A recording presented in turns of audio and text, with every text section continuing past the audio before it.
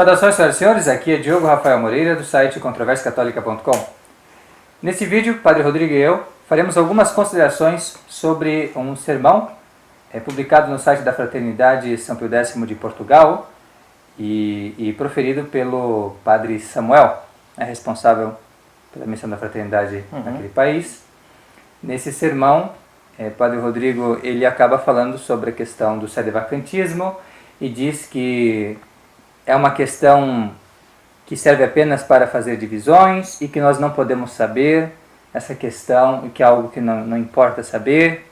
E, bem, isso nos toca, de certa maneira, né, porque a gente é conhecido aqui no Brasil e em Portugal também, eu acho que chegou lá alguma coisa, né, que nós somos conhecidos porque nós falamos justamente da questão do sedevacantismo e dizemos que essa é a posição católica atualmente, porque senão não se poderia ter a estima que um católico tem no magistério, a confiança que um católico deve ter, pelo que ensina a doutrina da igreja, no magistério, se o magistério é essa palhaçada aí que os modernistas estão fazendo dele, né, transformando isso, na verdade, numa escola de perdição.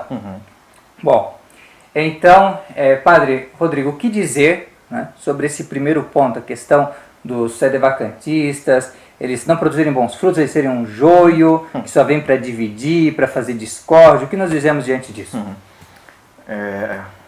Bom dia a todos, Diogo. Sim. Antes de mais, nós ouvimos de alguns fiéis de Portugal que um grupo havia saído da capela do padre, né? Então tudo isso causou uma certa indignação. Sim. E tem um contexto. Tem um contexto, né? As pessoas estão saindo das capelas da fraternidade, em especial lá, né, em Portugal. Já tem um grupo que é atendido por um sacerdote que não reza a missa Unacum. Lá em Portugal tem missa no Unacum. Se eu não me engano, um mês, a cada 2 meses, vai um padre espanhol, que é o padre Ribas, e atende esses fiéis lá. E, claro, causou um burburinho lá, e as pessoas começam a perguntar e questionar o padre, né, sobre essa questão da missa Unacum, né, se eles estão em ligação com o modernismo, sobre essa questão de acordo, sobre os escândalos de Bergoglio.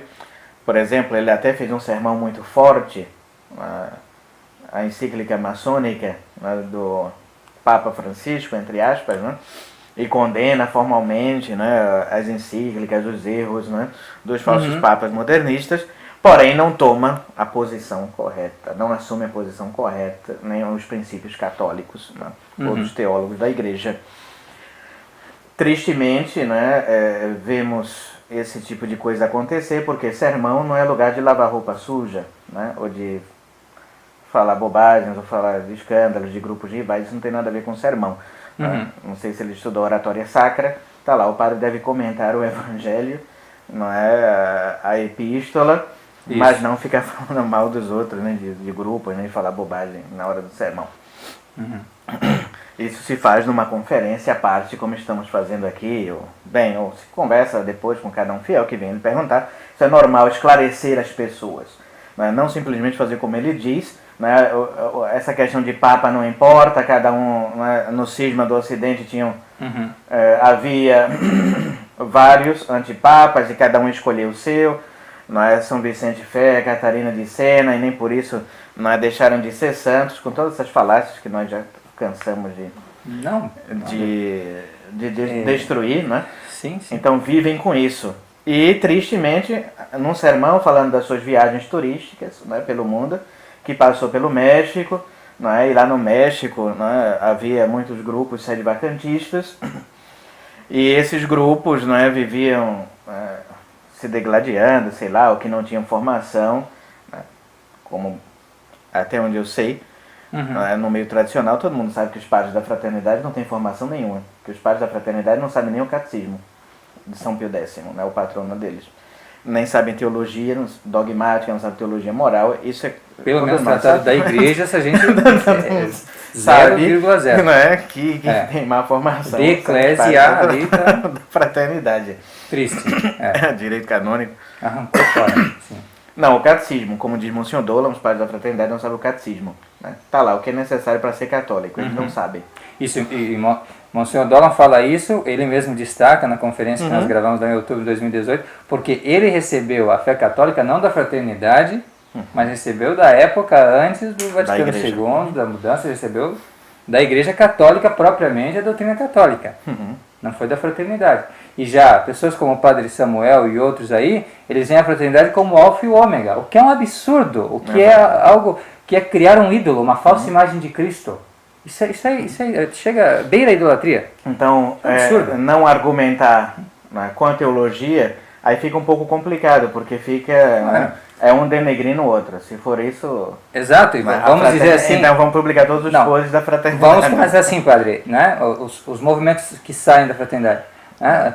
Todos eles, o sede vacantista, saem vários grupos, lá na Itália saiu... Eu nunca vi tanta divisão como na São Pio X. Então, saíram todos da fraternidade. Então, assim, se isso vale para os filhinhos, os rebentos, né? Quanto mais vai valer a fortiori para a mãe, claro, que é o que está gerando essas divisões e tudo mais, porque esse pessoal aí, antes de se dividirem entre si, eles se dividiram da fraternidade. Então, assim, onde que está a divisão ali? Onde é que está a instabilidade? O que está fomentando? O que está deixando eles insatisfeitos com relação à fraternidade? E o pior, não é? A incidência de sedevacantistas que retornam ao modernismo é ínfima em comparação à incidência de pessoas da fraternidade que retornam ao modernismo, que é muito pior que qualquer sedevacantismo, qualquer coisa, muito pior, como grupos inteiros, Fraternidade de São Pedro... Foi o primeiro grupo, um grupo numeroso de sacerdotes e seminaristas, quando Monsenhor Lefebvre consagrou, não é, os 4 bispos sem um mandato apostólico. Então foi uma das grandes primeiras divisões, fora dos sedevacantistas, que tinha sido antes. Né? Os americanos, lá, o pessoal do Instituto Mater Bonum Concilium, mesmo Monsenhor Guérac de Laurier, que era professor em Econe também, Padre Barbara, Padre Quash e tantos outros. Né? Depois a Fraternidade São Pedro, que foi a primeira, né? Um grupo enorme, o Mosteiro do Barroux, também na França. Verdade. Depois também o IBP, que é um dos casos mais recentes, do Bom Pastor com o Padre Laguerre. Verdade. O Lanier também, foram sacerdotes ordenados por Monsenhor Lefebvre. E assim vai, Campos, não é? Do Castro Maia também a mesma coisa. Isso. Divisões. Isso porque embora para eles, para o Padre Samuel e outros fanáticos aí por essa questão, esse ídolo que eles criaram na cabeça deles, né? Essas questões não importam, para um católico, ser fiel ao verdadeiro vigário de Cristo na Terra, não é? Ou então não seguir um impostor, isso importa, com toda certeza, é uma questão que realmente importa, porque se uma pessoa, se vamos supor que o Bergoglio é o vigário de Cristo na Terra, é um papa, não é a fraternidade que a gente tem que seguir, é ele que a gente tem que seguir. Exato. Não é verdade? É lógico, para se salvar, não tem nenhum catecismo que você tem que seguir o Monsenhor Lefebvre. Uma fraternidade. Fraternidade São Pedro. Está ali que tem que seguir o Papa. Então, se ele é o Papa, tem que seguir aquilo ali. Exato. Agora, evidentemente, a Igreja ela tem critérios muito objetivos para a gente identificar se a gente está diante da Igreja Católica ou se a gente está diante de uma seita satânica, impostora, cheia de infiltrados. Tem critérios objetivos e os sedevacantistas utilizam isso e conseguem não só escapar do modernismo, mas também desse erro da fraternidade, né, que no fim leva as pessoas de volta para o modernismo. Porque se para um ou outro fanático acéfalo que não pensa, né, isso realmente não importa, para a maioria das pessoas isso importa. O católico normal que lê o catecismo, isso interessa, com certeza. E os fiéis estão emparedando os sacerdotes da cada São vez Pio mais X, difícil. porque Bergoglio, de maneira evidente, ele é um herege público e manifesto, né? Que esse é uma outra ignorância, né, dos padres da fraternidade. Eu digo ignorância no bom sentido, que eu acho que eles são ignorantes. Na melhor das hipóteses. Para não dizer que eles são hereges cismáticos, então eles são ignorantes. Né? Dizem por aí que o Bergoglio cai como heresia material, é um herege material, que ele não tem intenção de ser um herege público, que só a igreja é que pode dizer quem é um herege público ou não, se é heresia material, se é heresia formal, eles não sabem isso. Então por isso que a gente fala que eles não sabem nem teologia moral. Básico, porque Uma coisa, o que se aplica, né, padre, a questão do foro interno da pessoa para ela saber se ela tem a certeza moral que vai se salvar ou não, ou se está em pecado mortal ou não. Isso é teologia moral, isso é um foro interno, é uma coisa que só Deus e a pessoa podem ter uma clareza disso aí, ou o confessor, né? Então se o Bergoglio falar se confessar ali no leito de morte, não sei o quê, vai ter uma serventia essa questão da materialidade, formalidade, mas no caso, quanto a nós que não lemos corações de ninguém, que jamais vamos saber, não é? Jamais vamos saber, óbvio. Como é que a gente vai basear? A igreja, quando for julgar o Bergoglio, ela vai julgar se ele é material ou formal? Claro que não. Vai julgar se ele foi um herege público, se ele cometeu publicamente crimes contra a igreja. Se tem heresias nos seus documentos, na sua fala, nos seus pronunciamentos. E é isso que interessa? E é isso que é o critério para a gente se afastar. Qualquer pessoa que ensina uma coisa contra a fé católica deve ser evitada. Isso é básico. Não é? Então, assim, como é que você vai confiar, né, no ensinamento de uma pessoa que está ali dizendo coisas explicitamente condenadas pelo magistério da igreja, como essa questão da fraternitude, óbvio, mas tantas outras, tantas e tantas outras. E como esperar algo, eles mesmos, os padres da fraternidade, dizem que a igreja está em crise. Que a igreja católica está em crise. Isso. Então, como esperar um anátema, né, uma condenação formal de uma igreja em crise, de uma igreja herética e modernista?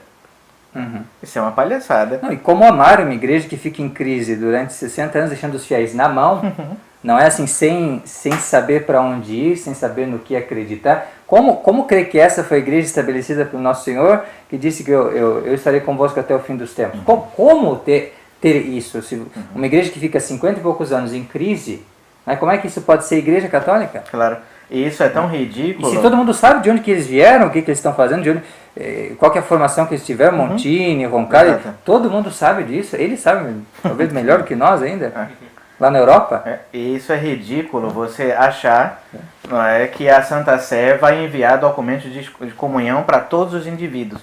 Por exemplo, o pessoal da seita aqui, que vai numa seita protestante aqui em Juquitiba, né? Então eu não posso chamá-los de herege porque a igreja ainda não emitiu um juízo sobre se essa seita aqui ela é herética ou não. Então eu não posso falar mal, não é, dessa comunidade nova aqui, porque a igreja não se pronunciou. Ridículo, né? Nesse caso. Sim. Minha tia, por exemplo, né, primos que estão no protestantismo, eu não posso chamar de hereges formais de protestantes, porque, né, a igreja não se pronunciou ainda sobre o caso deles. Né? Então, é ridículo, né? Por isso que a igreja utiliza isso, heresia formal e material.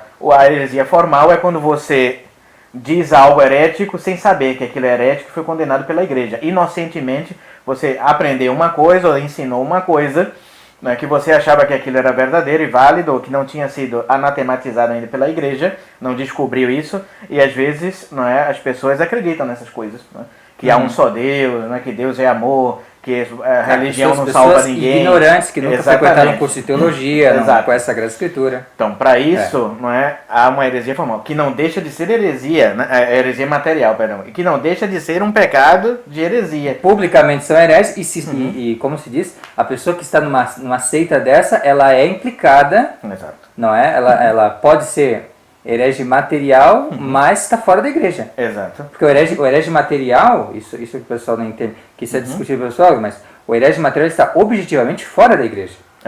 Ele não é considerado um membro da igreja. Isso. Não é? Então, e ele tem a obrigação de descobrir a verdade, não é? E sanar aquela dúvida, daquele erro que ele tem. Já o herege formal é aquele que nega mesmo com pertinácia as verdades católicas.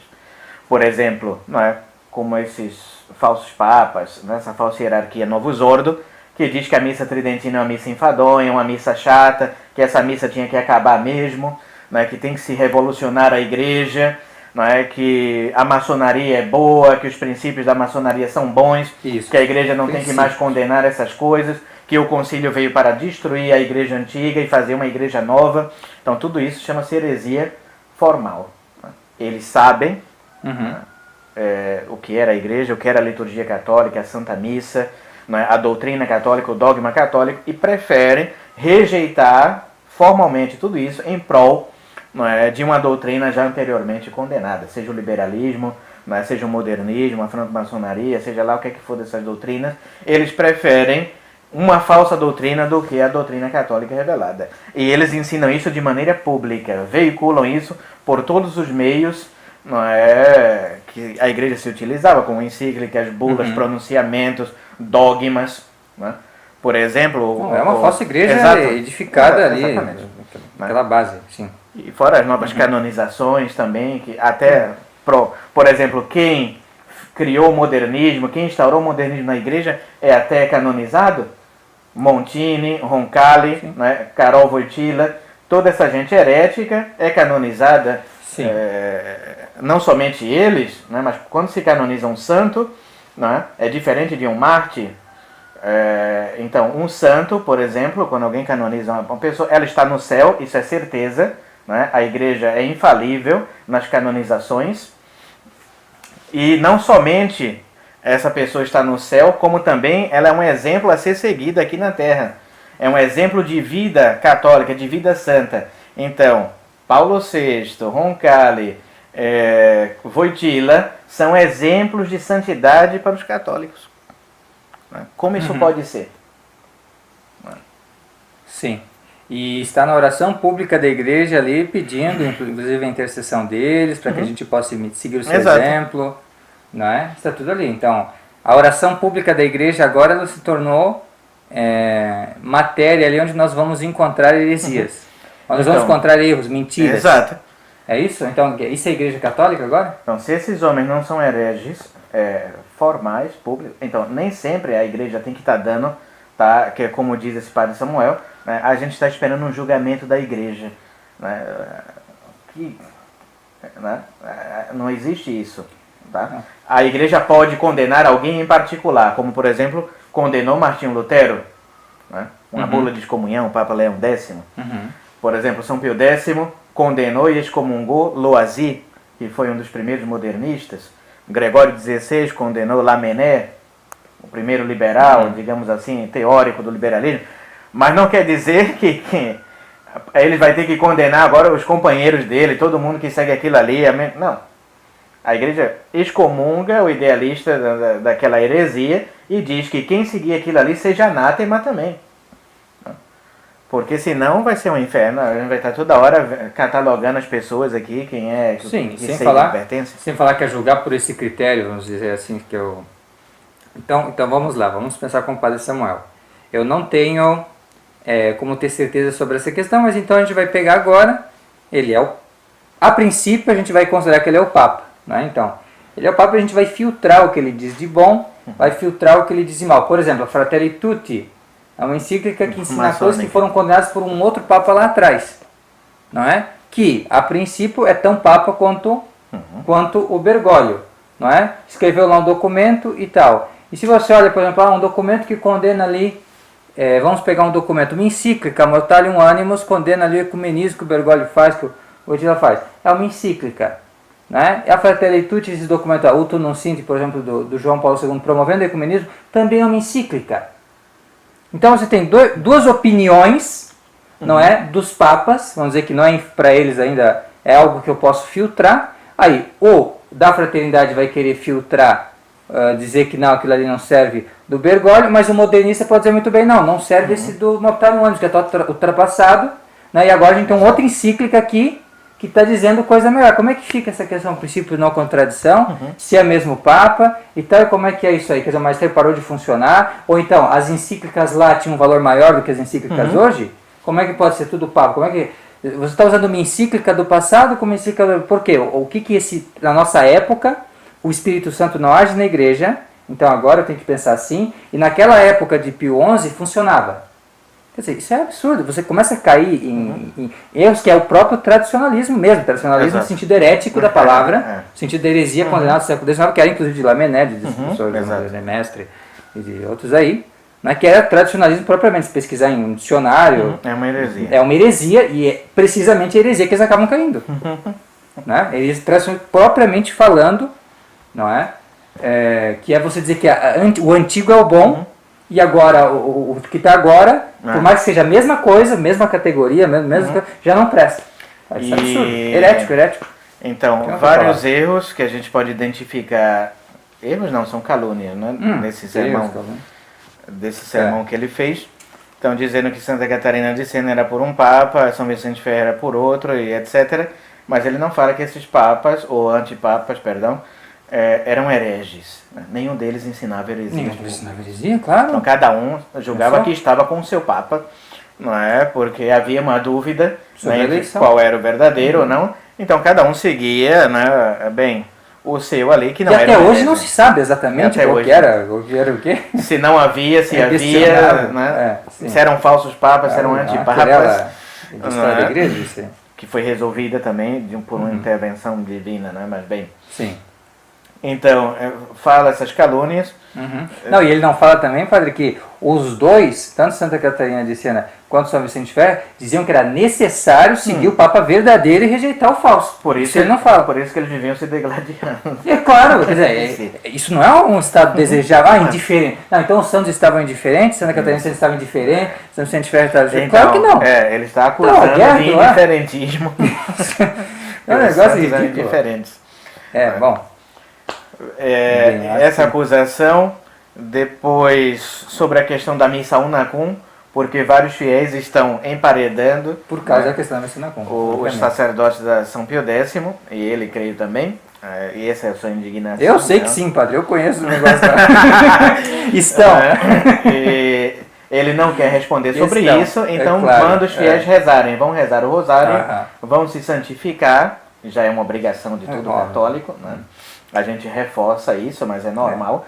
Porém, né, ele não quer que os fiéis os interroguem sobre esse ponto. A missa unacum, dita unacum, ou seja, em união com Jorge Mário Bergoglio. Né? Nessa parte da Santa Missa, no cânon romano, ali nós identificamos quem são os padres juramentados, que têm algum acordo com o Vaticano, que aceitam essa falsa igreja conciliar, e aqueles que não reconhecem, que não são juramentados, que não têm nada, não compactuam em nada com essa falsa igreja do Vaticano II.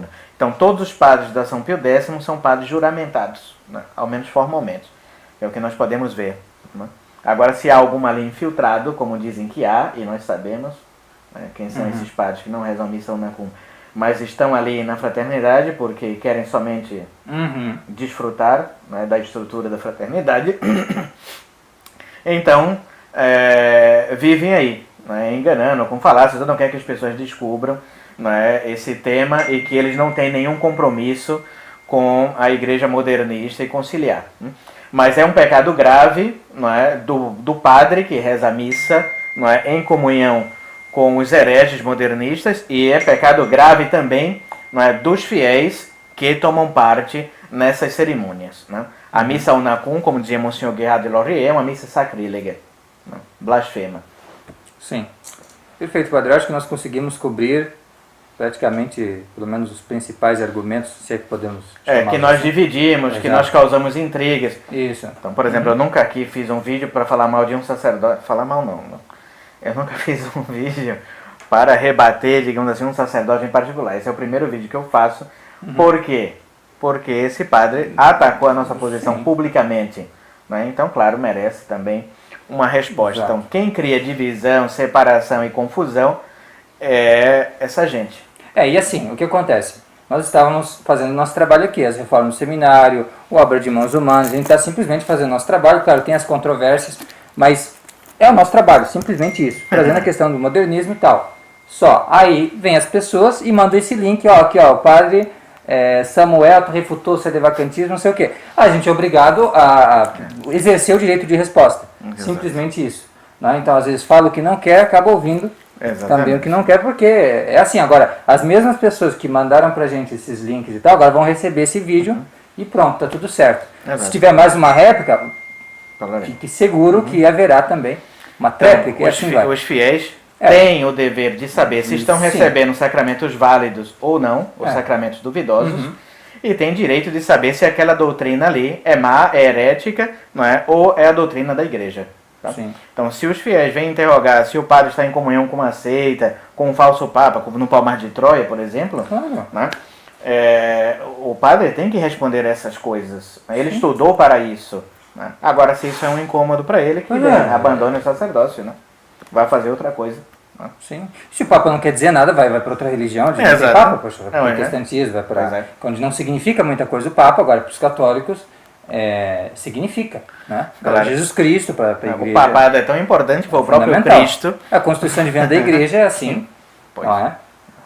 Então, isso é uma questão fundamental e é o primeiro tratado de Romano Pontífice que a gente vai ter, porque realmente a Igreja tem uma Constituição monárquica, sempre vai ter, mesmo em tempos de ser vacante, como explicam os teólogos. Sempre. Continua tendo, não é? Penso que já foi uma resposta até longa, porém, pedimos a paciência de todos, compreensão, continuem nos acompanhando e qualquer dúvida podem nos escrever, nós respondemos a todas as dúvidas, com a resposta católica, né, da Igreja, baseada sempre nos documentos, nos santos doutores, teólogos, da Santa Igreja Católica Apostólica e Romana. Muito obrigado, reverendo, pela sua grande contribuição. Deixe-nos a vossa bênção, por favor. Benedictio Dei Onipotente, Patris et Filii et Spiritus Sancti, descendat super vos et manet semper. Amém.